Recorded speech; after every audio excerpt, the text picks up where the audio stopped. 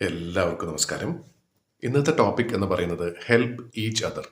അതെന്താണെന്നുള്ളത് നമുക്ക് മനസ്സിലാക്കാൻ സാധിക്കുന്ന ഒരു കാര്യമാണ്. വളരെ സിമ്പിളാണ്. അന്യോന്യം അല്ലെങ്കിൽ പരസ്പരം സഹായിച്ച് ജീവിക്കുക എന്നുള്ള ഒരു പോയിന്റാണ് ഇവിടെ പറയാൻ ഉദ്ദേശിക്കുന്നത്. അതിന് വേണ്ടിയിട്ട് ഒരു നല്ലൊരു ഉദാഹരണം പറയുന്നത് കാട്ടിലെ ഒരു ചെറിയൊരു നിയമത്തെക്കുറിച്ചാണ്.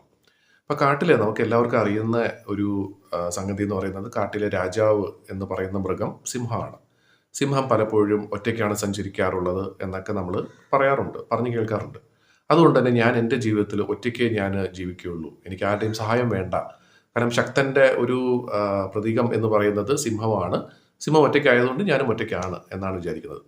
പക്ഷേ കാട്ടിൽ തന്നെ അല്ലെങ്കിൽ കരയിൽ തന്നെ ഏറ്റവും വലിപ്പമുള്ള ജീവിച്ചിരിക്കുന്ന ഒരു ജീവി ഏതാണെന്ന് നമുക്ക് എല്ലാവർക്കും അറിയാം. ആനയാണ്. ആനയുടെ കാര്യം നമ്മൾ ശ്രദ്ധിച്ചു കഴിഞ്ഞാൽ കൂടുതലും ആനകൾ കൂട്ടമായിട്ടാണ് സഞ്ചരിക്കാറുള്ളത്, അല്ലെ? ഒറ്റയ്ക്ക് സഞ്ചരിക്കുന്ന ആനകളും ഉണ്ട്. പക്ഷെ അതല്ലാതെ നോക്കിക്കഴിഞ്ഞാൽ കൂട്ടമായിട്ടാണ് കൂടുതലും അവർ സഞ്ചരിക്കാറുള്ളത്.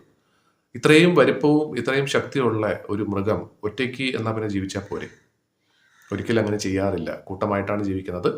അതിൽ സിംഹത്തിനേക്കാളും ഒരല്പം വ്യത്യസ്തമായിട്ടുള്ള ഒരു കാര്യം എന്താണെന്ന് വെച്ചാൽ ആനകൾക്ക് ഇത്രയും ശക്തി ഉണ്ടെങ്കിൽ പോലും വളരെ ശാന്തരായിട്ടുള്ള ഒരു മൃഗമാണ്, അല്ലെ? അപ്പം നമുക്ക് എന്തുകൊണ്ട് അങ്ങനെ ആയിക്കൂടാ എന്നുള്ളൊരു ചോദ്യമാണ് ഇവിടെ ചോദിക്കപ്പെടുന്നത്.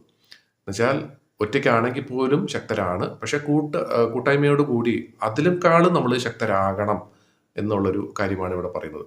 ഇവിടെ ശക്തി എന്നുകൊണ്ട് ഉദ്ദേശിക്കുന്നത് കായികമായിട്ടുള്ള ഒരു ബലം എന്ന് മാത്രമല്ല. നമ്മളൊരു കൂട്ടമായിട്ട് സഞ്ചരിക്കുമ്പോൾ അല്ലെങ്കിൽ ജീവിക്കുമ്പോൾ ഒരുപാട് കാര്യങ്ങൾ അന്യോന്യം മനസ്സിലാക്കാനും സാധിക്കും, പരസ്പരം സഹായിക്കാനും സാധിക്കും. അതുവഴി നമുക്ക് പല പല പുതിയ നേട്ടങ്ങളും ഉണ്ടാകും എന്നും പറയുന്നുണ്ട്. ഇപ്പം മറ്റൊരു ഉദാഹരണം പറയാൻ ആഗ്രഹിക്കുന്നത് ബിസിനസ്സിലാണ്.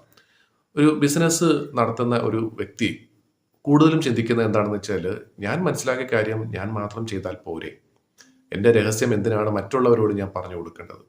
എല്ലാവരും അങ്ങനെയാണെന്ന് ഒരിക്കലും പറയുന്നില്ല. പക്ഷെ പല വ്യക്തികളും ചിന്തിക്കുന്നത് അങ്ങനെയാണ്. എനിക്ക് എൻ്റെ നേട്ടം എന്നുള്ളത്. അപ്പോൾ അതുകൊണ്ട് തന്നെ എന്തായിരിക്കും അവർ ചെയ്യുന്നത്? മറ്റുള്ളവരുമായിട്ട് അവർ അടുത്ത് ഇടപഴകില്ല.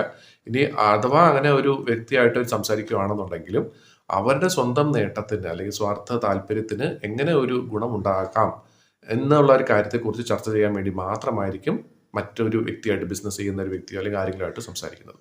അവരുടെ സാധനങ്ങൾ വിൽക്കാൻ വേണ്ടിയിട്ട് എന്തൊക്കെ ചെയ്യാം എന്നുള്ളതിനെ കുറിച്ചായിരിക്കും ചിന്തിക്കുന്നത്. പക്ഷെ അതേപോലെ തന്നെ നമ്മളെപ്പോലെ തന്നെ ബിസിനസ് ചെയ്യുന്ന മറ്റൊരു വ്യക്തിയെ സഹായിക്കുന്നതോടൊപ്പം നമുക്കും പുതിയ കാര്യങ്ങൾ പഠിക്കാൻ സാധിക്കുന്നു എന്നുള്ളൊരു കാര്യം പലപ്പോഴും ആളുകൾ മനസ്സിലാക്കുന്നില്ല.